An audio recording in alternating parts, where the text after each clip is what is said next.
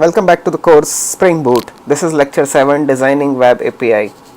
In this lecture we will be looking at the design of our web API endpoints that we will be building, and if time allows then we will build a get resource which will be looking for single resource as a response. So what we will be doing is we will be passing the state code to our URI, and we want that particular state's detail in response. So let's begin with design. What API design we should have before we start building any RESTful web application. We should have a design which will tell that what all resources we need to make.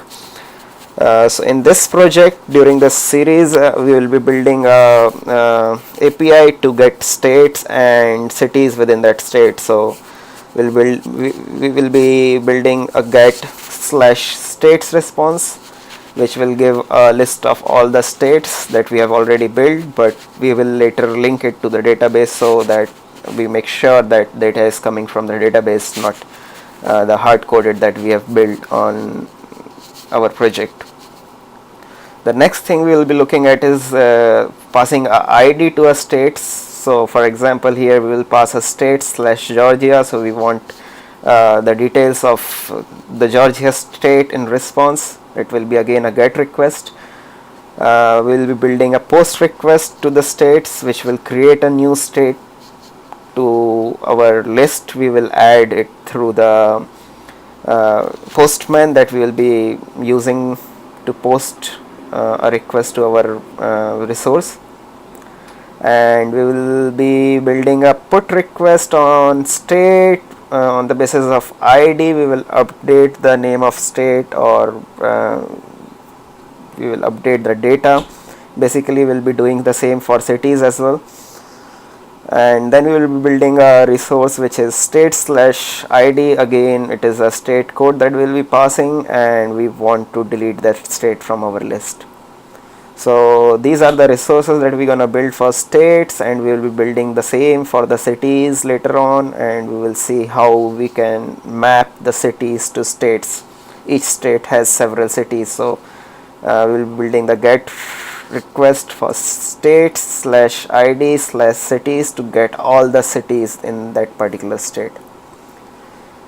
So this is our design, and let's begin with get state/ID resource that we're gonna build.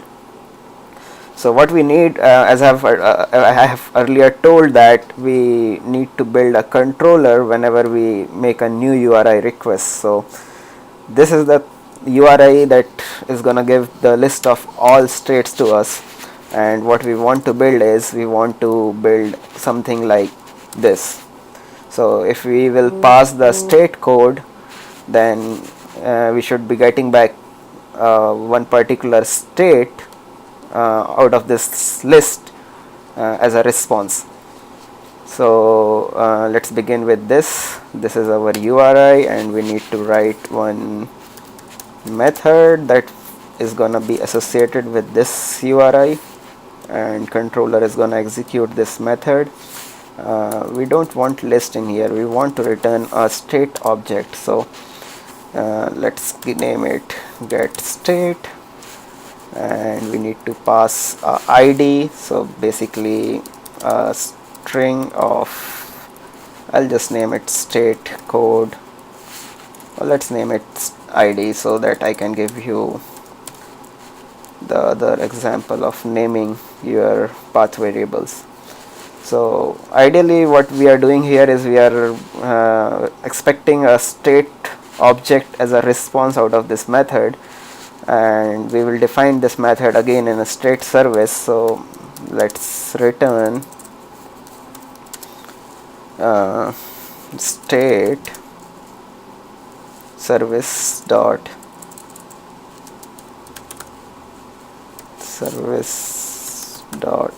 get state, and pass a ID to it, and we have to write this method and define it in our state class. So So create method get state string in service class. So this is building the automatic method definition for us, and what here we want is basically we are looking for this states list, and we are looking for a state code Georgia in it. So we need to search this state code in our list and return that object. So return, I'll be writing a Java lambda expression in here, but if you are not aware of Java lambda, which is a new feature in Java 8, you can just write simple for loop to look for the ID in the state and return that state object. So what we have is we have our states as a list and we want to loop through it, so we stream it, and what we want to do is filter on the basis of code. So for each state we will be looking for the code in that state object. So we have get state code method defined, and we want to map it to the ID that we have got. So this is the Georgia GA that has been passed, and we want to find the first instance because this is a ID. So in database we will be definitely having a consistency, and we will have only one state code for one particular state. So whatever the first record that you get on the basis of ID, you want to get a response out of it. So this is the end of this method. So basically what we are doing in here is we are looking for a state in the dataset states. We are streaming it and filtering on the basis of the code. Whenever the code matches to the ID which has been passed in this method, find the instance and get that object and return it. So this is our method that has been associated with our resource states / Georgia, but we don't want Georgia all the time here. What we want in here is we should have a variable which we can pass. We should be able to pass FL for Florida dynamically from URL. So this is a URL parameter that we need to define. So what we will do is let's pass this as a state code.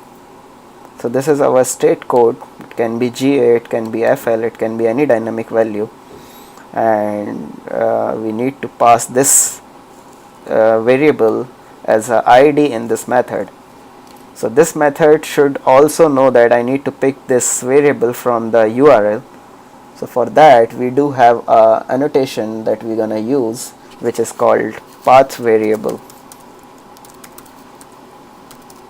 So this method knows that this is a path variable which is coming from the Spring, from the URI, and this path variable is, we need to pick it from the URL.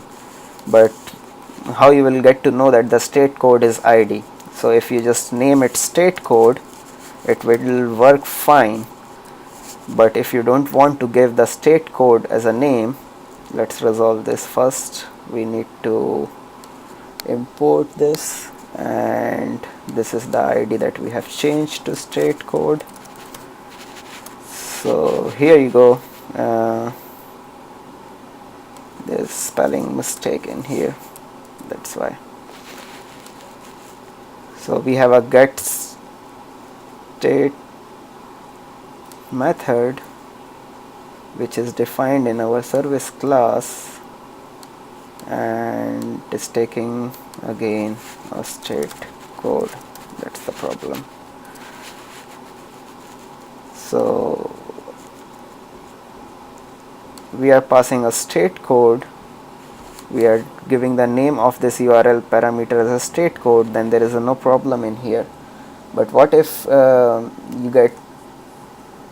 what if you want to name your variable differently? Then what is the workaround for that? So the workaround for that is, whenever you declare a path variable annotation, you name the variable, which is let's name it id and change it to id. So now we are passing a id and we are mapping this id to the state code. In Java world, it is taking state code as a parameter, but the mapping of id to state code is happening as a parameter of a path variable annotation. So this is it. Let's name it state code as I don't need id. I don't need this also in that case. So this is all set. We have a path variable which is a state code, and we are passing it to our Java method, which is returning object of state code, which is returning an object of state on the basis of the state code search that we are doing. So let's test this. Let's run our project.